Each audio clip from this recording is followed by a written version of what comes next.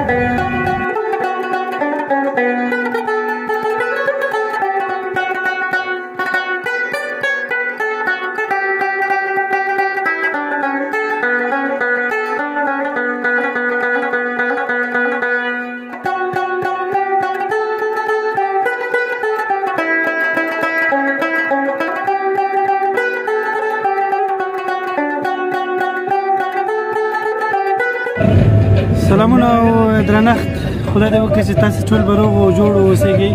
ژوند به مو په خیر تېرېږي زموږ د یوټیوب له ادرسه تاسې مختلفې بېلابېلې ویډیوګانې ګورئ نن هم د کابل په ښار کې وګرځېدو او تاسې باندې هغه ویډیو ګورو چې په کوم کې ډېر ضرورت اوس په ژمي موسم کې دی چې هغه د سون توکو د سوځولو دی د لرګیو د زغالسنګ د ګاز همداراز د ګازي بخاریو نه د استفادې نو په دې خاطر باندې چې خلک خپل ژوند ته توجه وکړي تر څو ژوند له خطراتو وژغورل شي په راتلونکي کې لا بد نقصانونه ونه کړي هغوی ته تنفسي ستونزې پیدا نه شي په همدې تړاو باندې مې تاسو باندې څو انځورونه ولیده نو موږ سره په دغه برنامه کې استاد مجید او زموږ همکار محمد حنیف ناصري صاحب ناصري حنیف شیرزاد حنیف ناصري خو بند دی مجید استاد څنګه یې؟ شکر الحمدلله. خیریت دی؟ الحمدلله. موسم هم واورین دی؟ ډېر ښه موسم دی او ډېره ښایسته واوره ورېږي خو خلک زیات غریب دي خیمو کې پراته دي او څوک د سوځولو لرګي نه لري څوک سکاره نه لري حتی چې موږ شپې پروګرام ته تللي وو ځلان صاحب خلکو پلاستیکونه او چپړکې ټولولې زه خو راووتم بېرته د کوڅې نه په موټر کې کېناستم ډېر د خفګانه مې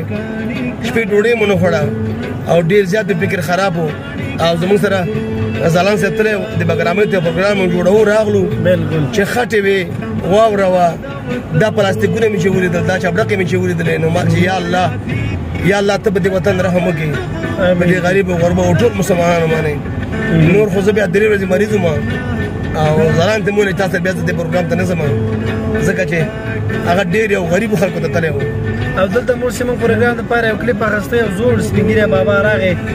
او ډېر سخت یې زړه وغواړه ویل ټوله ورځ وګرځم یا 50 روپۍ پیدا کړم یا 100 پیدا کړم د باندې څه شی واخلم غوړي واخلم وړه واخلم بوره واخلم مریض ته یې کړم زه د ژمي مواد واخلم نه راسره چا کومک کړی دی دې وطن کې دا غریبي او دا فقر چې دا ډېر زیات شوی دی که نه او خدای دې وکړي چې حالات ورځ تر بلې ښه شي او انشاءالله په ښه کېدو باندې دی خدای مهربان دی چې دغه ټولې ستونزې هوارې شي او مشکلات او ستونزې حل شي ټول خلک سرمایه‌دار دي خلک سرمایه‌دار دي خو غریب سړي دپاره څوک لسګونه نه ورکوي په دې ښار کې خلک ګرځي راګرځي دا سرمایه‌دار خلک باید کومکونه خلکو سره وکړي خلکو ته وړه ورکړي اوس یو سړی لاسګاډی چلوي هغه ماښام د کور ته ځي نو د اقل په 75 روپۍ په 80 روپۍ باندې خو کور نه ساتل کېږي نو زموږ سرمایه‌دارو نه دا خواست دی چې د وطنوالو سره د مسلمانانو سره د غریبو غرباو سره